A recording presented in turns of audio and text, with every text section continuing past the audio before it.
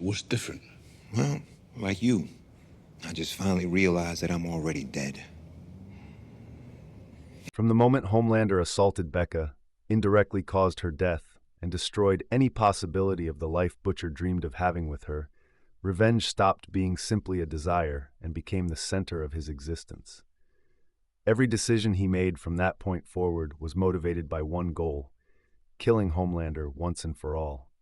His friendships, his morality, and even his own survival became secondary to that purpose. Butcher never imagined himself growing old or living happily after the conflict was over.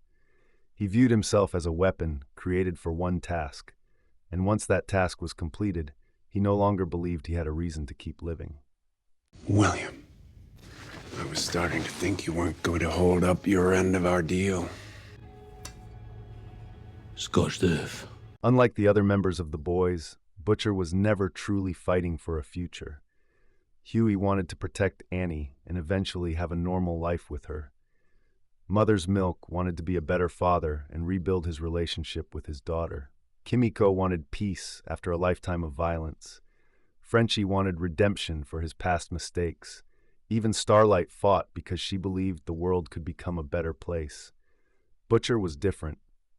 He was fighting for something that had already been taken away. His future died alongside Becca, leaving him with nothing except hatred for the man responsible. Because of that, killing Homelander was never simply the end of a mission. It was the end of the only purpose that had kept him alive. Throughout the show, Butcher repeatedly behaves like a man who has already accepted his own death. He constantly places himself in impossible situations, takes risks that no sane person would take, and willingly sacrifices pieces of his own humanity if it means getting closer to Homelander. Even when he temporarily gains powers, he uses them knowing they are destroying his body.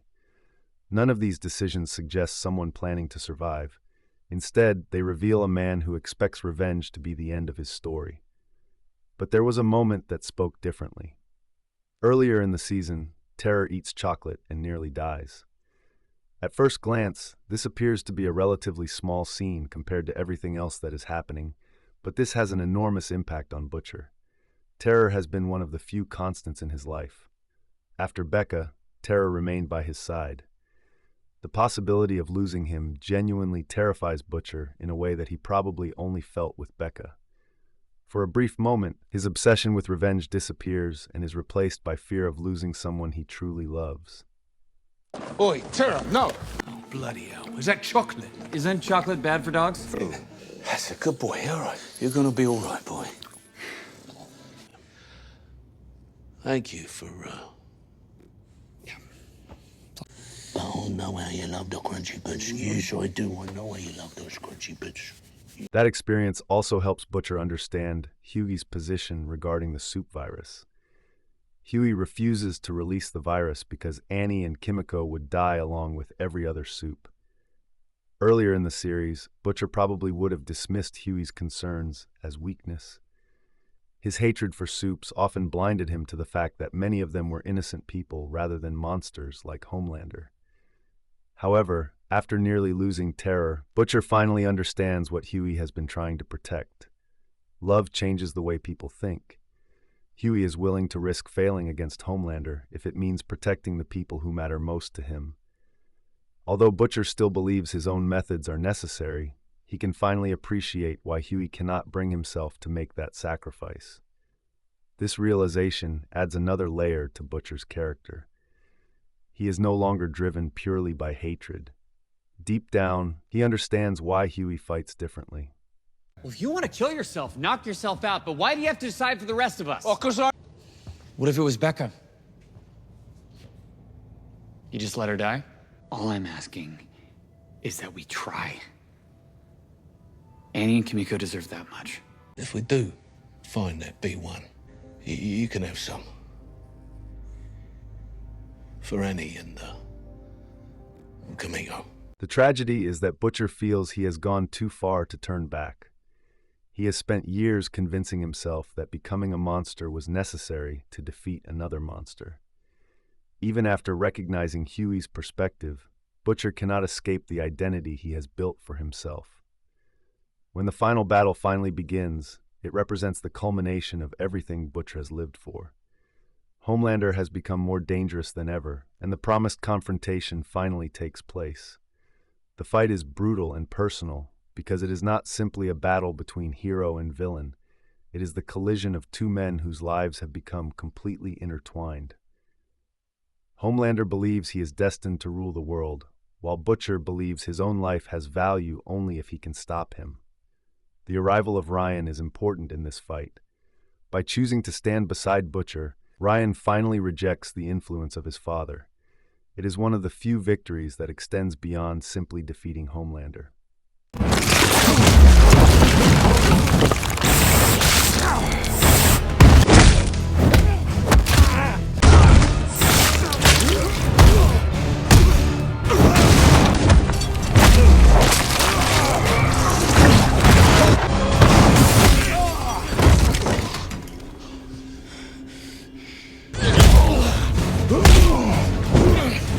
Ryan proves that despite everything Homelander tried to teach him, he is capable of making his own moral choices.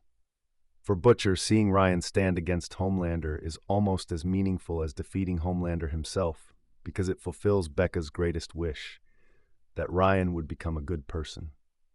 The fight ends when Kimiko ultimately strips Homelander of his abilities, leaving him powerless for the first time in his life. Without them, he is simply another frightened man desperately trying to survive. He begs for mercy, something he never once offered to the countless innocent people whose lives he ruined.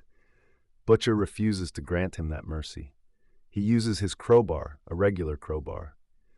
Homelander is ultimately defeated by an ordinary human whose determination and hatred proved stronger than any superpower. In that moment, Butcher finally avenges everything Homelander stole from him. It is not simply revenge for Becca's death, but for every year of suffering that followed.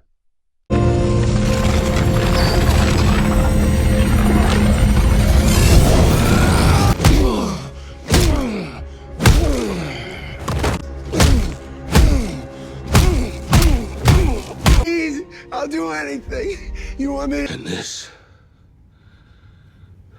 is for my Becca.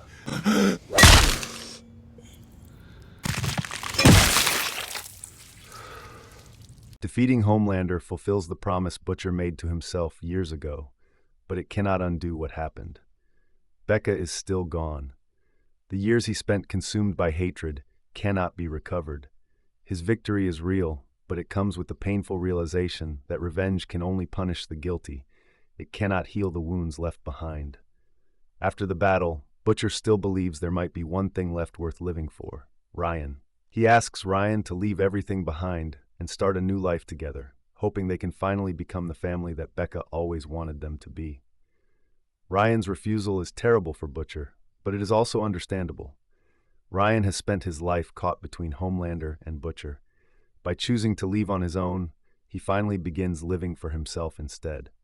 Although Butcher supports Ryan's decision, it leaves him alone. Ryan was the final connection to Becca. When he walks away, Butcher loses the last person who gave him hope for the future. And then, terror dies. My son, we're quiet. Start again. Just you, me, and Tara. I chose myself. I'm sorry, but I don't want a fresh start with you. It's just you and me now, Tara. Tara?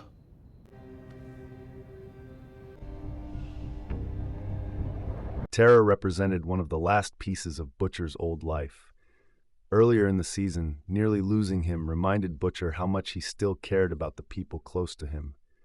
Now, after surviving everything else, Tara dies. There is no villain to blame and no revenge to seek. It is simply another reminder that life keeps moving forward. By this point, Butcher has lost almost everything. Becca is gone, Frenchie has died, Ryan has chosen his own path, Tara has passed away. Homelander, the man who defined Butcher's life for years, is finally dead. There is nothing left tying Butcher to the world except the belief that Vought will eventually create another Homelander. He knows that as long as Compound V exists, someone else could abuse that power in the future. Whether this fear is completely justified or not almost becomes irrelevant, because it also serves as a way for Butcher to avoid confronting the truth. He has no idea how to live without a war to fight. Look, I know that Homelander comes first. I really do. All I gotta do is pull this trigger, and it rains kill juice on all 99 floors. We already won. One. We need to end the whole bloody notion of soups. You are not a monster, Butcher.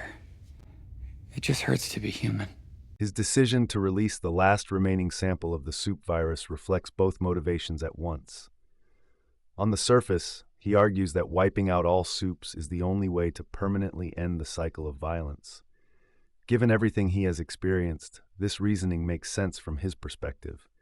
However, on a much deeper level, Butcher understands exactly what releasing the virus will do. He knows Huey and the others will try to stop him. He knows that by making himself the final obstacle, he is forcing someone else to make the decision he cannot make himself. In many ways, this becomes Butcher's final act of self-sacrifice. When Huey arrives, Butcher laughs at the gun pointed toward him because he believes Huey is still too compassionate to pull the trigger. Huey proves him wrong by finding the courage to do something that deeply hurts him in order to save countless innocent lives. Huey pulls the trigger. Can't let you do it.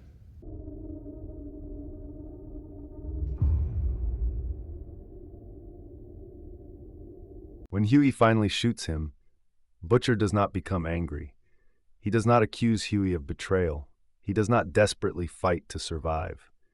Instead, he immediately accepts what has happened. He comforts Huey by telling him that he had no other choice. In doing so, Butcher acknowledges that Huey made the correct decision, even if it meant ending his life. His final apology demonstrates that he understands how much pain he caused the people closest to him over the years. For perhaps the first time in the entire show, Butcher allows himself to be completely vulnerable. He knows that unless he dies, he will not stop. Saying that Hughie reminds him of his younger brother Lenny is also important. Lenny represented the innocence and kindness that Butcher lost long ago. Huey never allowed the horrors he experienced to destroy those qualities completely. Even after years under Butcher's influence, Huey remained compassionate. That compassion is what saves the world from Butcher. It's all right, Huey. I gave you no choice. I wasn't gonna stop.